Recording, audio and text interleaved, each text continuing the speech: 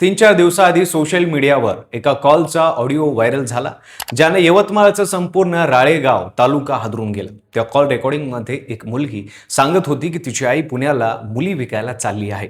पण हे एकट्या त्या मुलीच्या आईपुरतं मर्यादित नव्हतं. मागच्या 6 ते 7 महिन्यात राळेगाव परिसरातून तब्बल 34 ते 36 आदिवासी अल्पवयीन मुली अचानक गायब झाल्या होत्या आणि ऑडिओ क्लिपमुळे या प्रकरणाला एक वेगळंच वळण मिळाले. तर काय संपूर्ण प्रकरण, ते बाहेर कशी आले, यामागे कोण कोण आरोपी आहेत, ते लव्ह जिहादचे प्रकरण आहे का, सविस्तर पाहूया व्हिडिओच्या माध्यमातून. नमस्कार, मी पंकज आणि तुम्ही पाहताय कसं काय. यवतमाळ जिल्ह्यातला राळेगाव तालुका म्हणजे आदिवासी गावाचा एक मोठा पट्टा.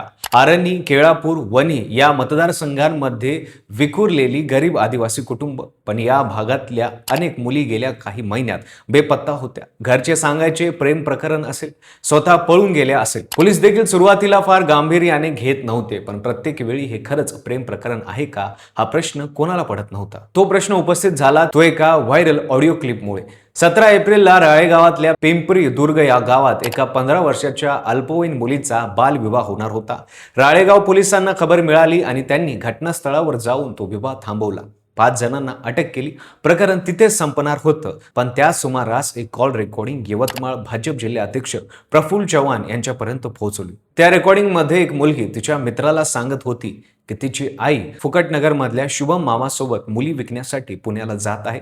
मित्र प्रश्न विचारतो, मुलगी एक एक नाव सांगत जाते. पूनम आत्या, कल्याणी आत्या आणि मझहर कुरेशी. त्यापैकी कल्याणीला यापूर्वीच अशाच एका प्रकरणात जेल झाली असून ती आता फोनवरून काम करते आणि खोटी आधार कार्ड पुरवण्याचं काम तिची आई करते, असंही त्या रेकॉर्डिंगमध्ये सांगितलं गेलं होतं. 19 एप्रिलला प्रफुल्ल चव्हाण यांनी पत्रकार परिषद घेतली आणि जे सांगितलं ते ऐकून संपूर्ण राळेगाव हादरला. त्यांच्या म्हणण्यानुसार ते गेल्या 6 ते 7 महिन्यात या भागातल्या हिंदू आदिवासी समाजातल्या 34 ते 36 अल्पवयीन मुलींना लग्नाचं आमिष दाखवून पळून नेण्यात आलं. त्यानंतर त्यांचं धर्मांतर करायचं आणि देह व्यापाऱ्याला लावायचं. हे रॅकेट बंगलोर, ग्वालियर, मध्य प्रदेश, पुणे, मुंबई इथपर्यंत पसरलेलं असल्याचा त्यांचा दावा होता. या सगळ्या प्रकरणाचा मुख्य सूत्रधार म्हणून एकच नाव वारंवार समोर येत होतं, ते म्हणजे मझहर कुरेशी.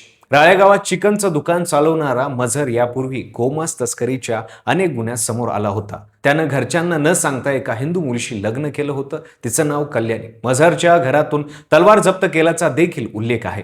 या कल्याणीनं 2025 मध्ये जालन्यातल्या एका व्यक्तीकडून पैसे घेऊन एका मुलीचं लग्न लावलं आणि काही दिवसात ती मुलगी गायब झाली. त्यानंतर कल्याणीला अटक झाली. ती केस अजून सुरूच आहे. 18 एप्रिलला पोलिसांनी मझहरला ताब्यात घेतलं, पण काही तासाचं त्याला सोडून दिलं.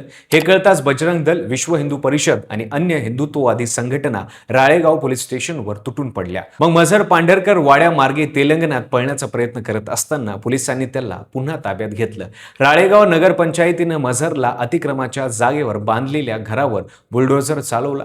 आदिवासी विकास मंत्री अशोक उईके रात्री राळेगाव पोलीस स्टेशनमध्ये दाखल झाले आणि त्यांनी आरोपीला त्वरित कारवाई करण्याचे आदेश दिले. सध्या मझहर कुरेशी, कल्याणी कुरेशी, शुभम, पूनम आणि इतर काही जण पोलिसांच्या ताब्यात आहेत. व्हायरल कॉल रेकॉर्डिंग मधल्या मुलीची आई यात सहभागी असल्याचा सांगितलं जात आहे. पोलीस अधीक्षक अशोक थोरात यांनी मात्र एक महत्त्वाचा विधान केला. त्यांच्या म्हणण्यानुसार प्रफुल्ल चव्हाण यांनी केलेल्या आरोपांपैकी लव्ह जिहाद, धर्मांतर आणि ह्युमन ट्रॅफिकिंगचा कुठलाही थेट पुरावा अजून पोलिसांच्या हाती लागलेला नाही. हे प्रकरण पैसे घेऊन लग्न लावणं आणि नंतर मुलगी गायब होणं इतपत दिसतं असल्याचं त्यांनी सांगितले. संशयितवर अजून कुठलाही गुन्हा दाखल झालेला नाही, पण चव्हाणांनी मुख्यमंत्री देवेंद्र फडणवीस यांच्याशी बोलून SIT स्थापनेची मागणी केली आहे. या प्रकरणाच्या निषेधार्थ 20 एप्रिलला राळेगावात बंद पाळण्यात आला. यवतमाळच्या राळेगावातून उठलेला हा आवाज फक्त एका तालुक्याचा नाही, आदिवासी पांड्यावरच्या गरिबीचा, भोळेपणाचा आणि असुरक्षिततेचा फायदा घेणारी अशी रॅकेट महाराष्ट्रात किती ठिकाणी सक्रिय आहेत हे आपल्याला माहित नाही. या प्रकरणाचा खरा उलगडा SIT कडून होईल का? आरोपींविरुद्ध कठोर कारवाई होईल का? आणि बेपत्ता झालेल्या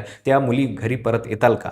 या प्रश्नाची उत्तर येणारे काही दिवस देतील, पण एक प्रश्न पडतो, या मुली महिने गायब राहिल्या होत्या आणि यंत्रणा झोपलेली होती. हे नक्की कशामुळे घडलं? पोलिसांना या प्रकरणाबद्दल आधीच माहिती असेल का? त्यांनी गायब होणाऱ्या मुलींच्या प्रकरणाकडे दुर्लक्ष केले का? तुम्हाला या प्रकरणाबद्दल काय वाटतं ते कमेंटमध्ये नक्की सविस्तर लिहा.